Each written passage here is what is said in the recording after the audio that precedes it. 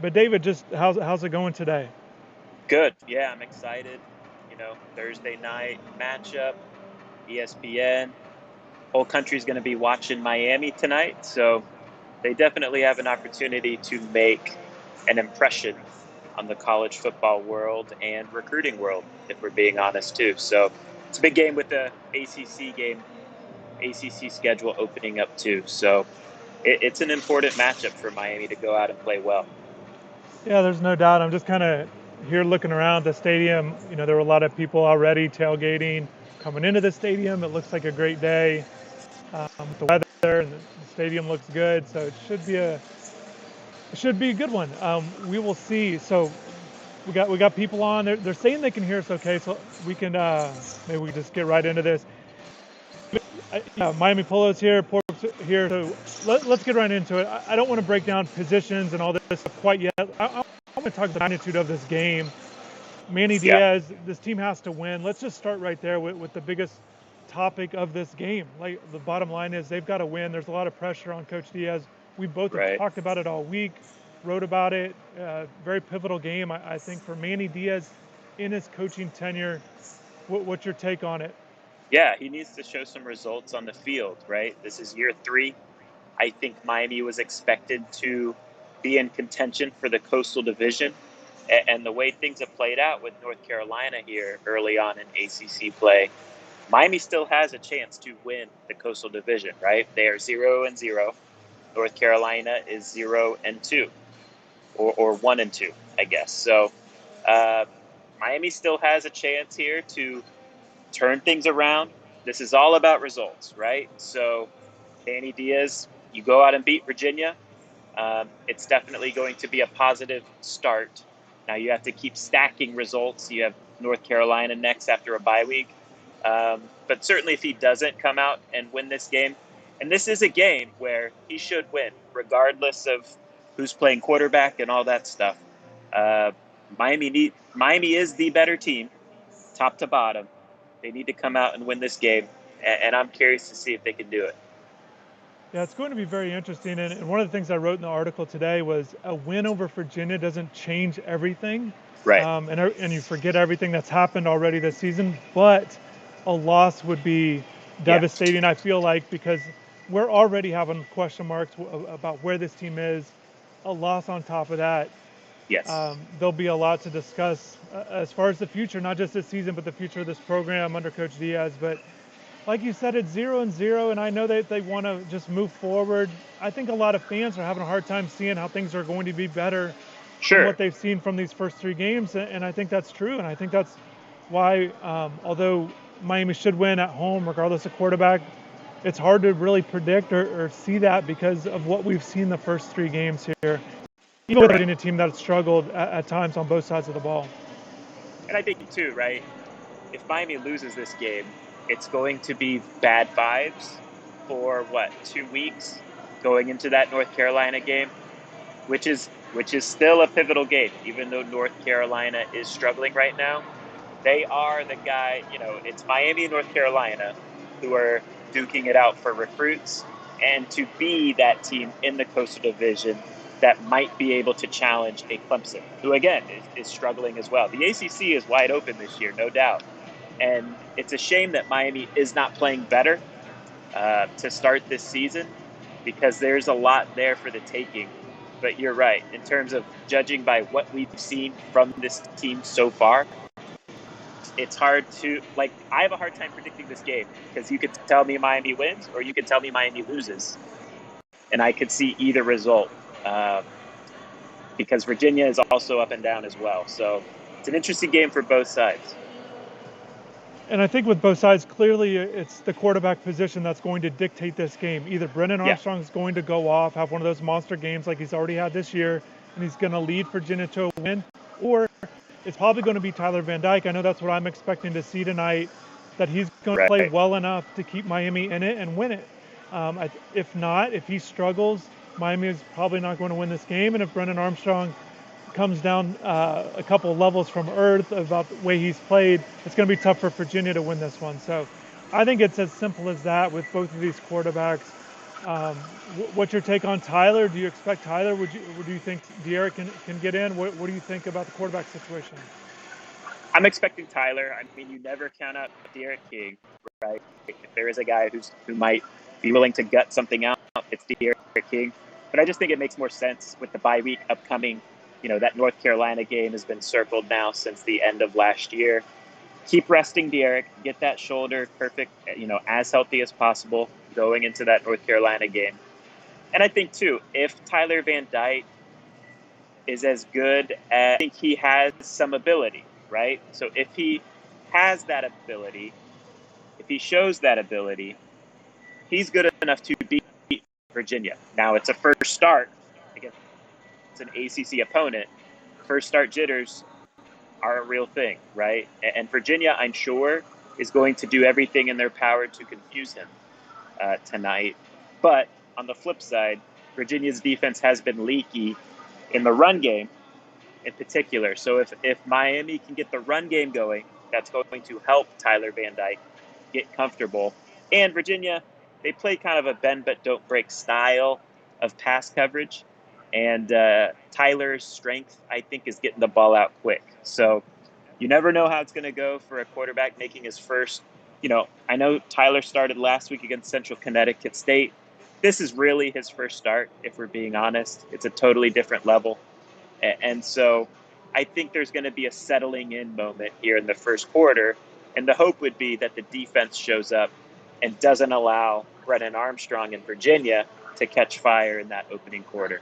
Yeah, there's so much to talk about that you said. Just first quarter stuff. The splits are crazy under Coach Diaz. He's 11-0 when they lead after the first quarter, 5-12 when they're trailing or behind. You hate seeing that it's that much of a front-running team. You want to see a team that shows fight, especially conference play. Sometimes things don't go as well as you like early on. So that'll be something to watch for. How will this team respond if there is adversity early, or will they fold up? Or that'll just be something to watch for. And I think, I watching Mac Brown, you touched on North Carolina. I've watched his press conference this week, and one of the things he said was he's tired of excuses, hates excuses, and I think that comes up with a Miami standpoint with Tyler Van Dyke. At some point, I think fans are getting fed up with, it's a young quarterback, or, Alabama's good, or Michigan State's got some guy. I mean, at some point, they got to win games. I mean, Tyler Van Dyke, I know it's early in his career, but he's got to win and play well. You can't keep taking losses. Yeah, and that's the thing. Losses are piling up. Manny Diaz is 16-12 right now in his career. At some point, you got to start getting away from being so close with those wins-losses. At some point, you got to pull ahead. And college football is all about winning games. You can't just keep hovering around that 500 mark, win some, lose some type thing. You got to start putting wins together. And I know it's difficult. Sometimes situations, injuries, whatever it might be, you got to put excuses aside. And I think playing at home, like I said, Virginia has struggled running the ball. They've struggled with their defense. Their passing offense is certainly elite. It is not one of these offenses that has been stacking up yards in garbage time. If you've watched them play, I've seen the last 3 games that they've played. That's not what's going on at Virginia. This guy can throw the ball, and I think you're going to see it early. You're going to find out quick, like, oh my goodness, this guy's a threat. It could be difficult. This is a game where the defense has to step up, right? I do think losing De'Aaron King potentially is a blow, right? I do think this offense, of course, would be better with De'Aaron King. But at the same point, they've been averaging 18 points per game against these real opponents when you take out Central Connecticut State, right? So to me, the defense needs to step up. The defense needs to keep this game close and give a guy like Tyler Van Dyke a chance, because even with Tyler Van Dyke, I do think there's a chance Miami can score 30 points against this Virginia defense. If Tyler is kind of what we think he is. If he has those first start jitters, we have a different conversation on our hands, and it's going to be tough for Miami to win. But judging from what we've seen so far of Tyler, he's definitely good enough to go out and win this game if he's playing at his best. And you're right, the defense has to play better. And kind of just a note on De'Aaron King, I was thinking about, if they hold him till North Carolina, that's about a full month of rest from when he suffered the injury, if you're thinking about, how much time he'll get there. So Yeah, I don't expect him to play. You don't either, and it looks like it'll be Tyler. So it's going to be interesting. Certainly the defense, right? Like, even though Brendan's coming in and there's a lot of respect for what he's been able to do, the defense is going to have to find a way.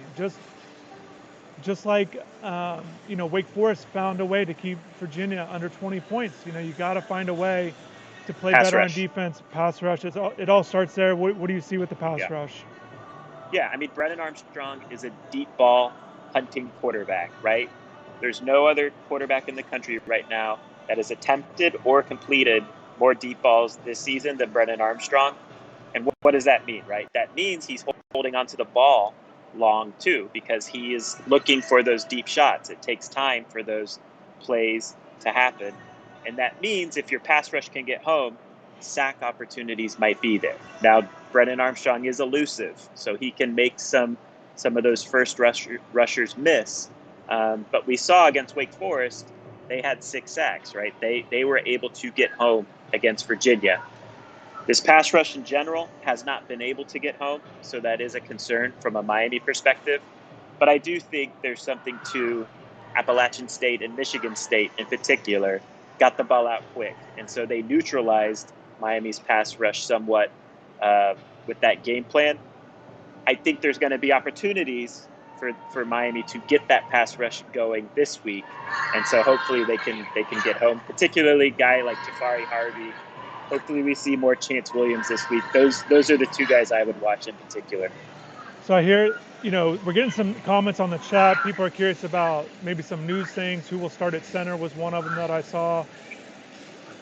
Right now, as you can see the field right behind us, we are live at Hard Rock Stadium. The team's not out here, and usually we can get a good gauge on, warm-ups, who's doing what. We're going to have live updates. We're not going to be streaming live up until then. But, right now I can hear the cheerleaders going.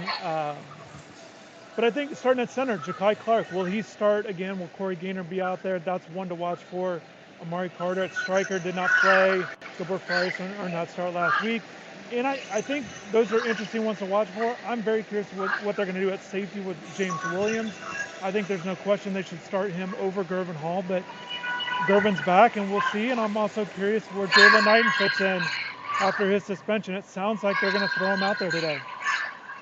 Yeah, I center I think is interesting, right? We haven't gotten any clarity, to be fair, about what's going on there in terms of was that a benching due to performance or was that a straight up injury? I don't think we know that, do we, Chris?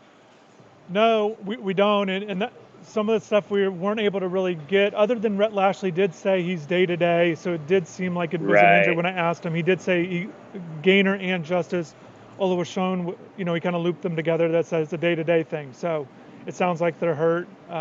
We will see, though. And we weren't able to be out there at practice this week. If you've been following what we do, this was the first week we weren't able to because of a short week. Conveniently, they wouldn't let us go out there this week. But we'll see, and we'll see what with center for sure. With Jalen, because I think he's a guy that might, he could have an impact tonight. I do think Virginia's defense has struggled in that Wake game and that North Carolina game, defending stretch runs to the edges. And that's kind of what Jalen has done. That's when he's at his best, right? When he can use his speed to get to the edge. Do you think he could be more impactful than Cam Harris in this game tonight, first game back? I do potentially see it. I've been high on Jalen as a player since he's arrived. However, there's some things that he's lacked since he's been out there. And I think at some point, just like with these wins, at some point you got to turn the corner and be a player. And I think Jalen's got to do more than what he's done in the past. I understand what you're saying, getting the ball to the outside. I am curious to see how much he'll play because, again, sometimes the way that the coaching staff has operated is they like to ease guys kind of back into things, or when they say, oh, he's in the mix, they still go with the guys that they've had. So I'm very curious to see on his workload if they're really going to give him, like double-digit touches. Will they really throw him out there? I'm not so sure. I think that's fair, but I do think they're thin, right? They're very thin at running back. So he just might get thrown in there because of that. If Don Chaney was still healthy, I'm with you. Like, I don't know how much Jalen would we necessarily see tonight if Don was a full go still. thin and lack of production. You want to see Cam play better than he's played. So the fact that he's struggling a little bit, maybe they're going to get that other guy in there. And I would like to think this coaching staff is viewing this game with a real sense of urgency. So we'll see. If guys aren't getting it done, I think I want to see this. If guys are not getting it done early, they've got to make changes with personnel middle of the game. I'm tired of seeing all these moves made afterwards, after the fact, after a loss. Like, it's good to see some changes, but you've got to make some of these moves during the game, whatever it might be. Even if it's like red zone struggles or offensive play calls that aren't quite working, they need to make more in-game adjustments before it gets bad, and I think personnel goes along with that. Building on that point, Brashard Smith, I think, is a guy they can get creative with. They can line him up in the backfield a little bit. They can get him involved in the quick game out of the slot. They did a good job of that against Central Connecticut State, right? And I don't know if we'll see him get that many touches this week, but I think they need to keep building on that role, keep him as a threat moving forward in this ACC schedule, because he is in the discussion of being Miami's most explosive player when he gets the ball in his hands.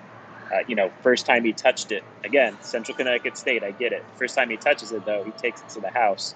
I hope they are planning to build on that success moving forward here in ACC play.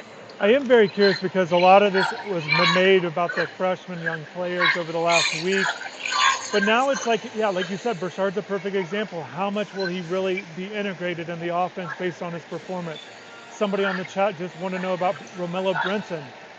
They said he hopes he starts. Brinson made that crazy catch, and he's been building, whereas Brashard kind of just had that game last week.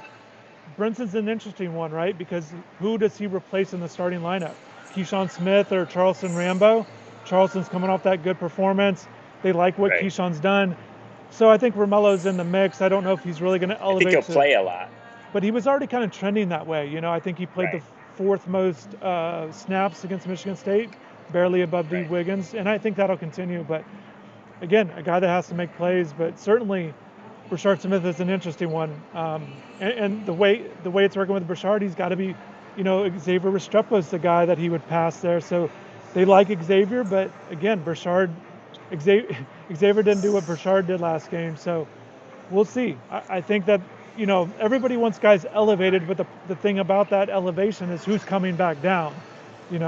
Some guys get cut on their playing time. So it'll certainly be interesting. And I just keep thinking about the defense. The more we talk about this thing, better play. We got to get the pass rush in this game. I think linebackers certainly can't. They need to be solid. And one of the things that we've seen at Hard Rock here over the years, David, is sometimes Miami's not been playing well, but sometimes they rally at home. They play better at home. Yeah.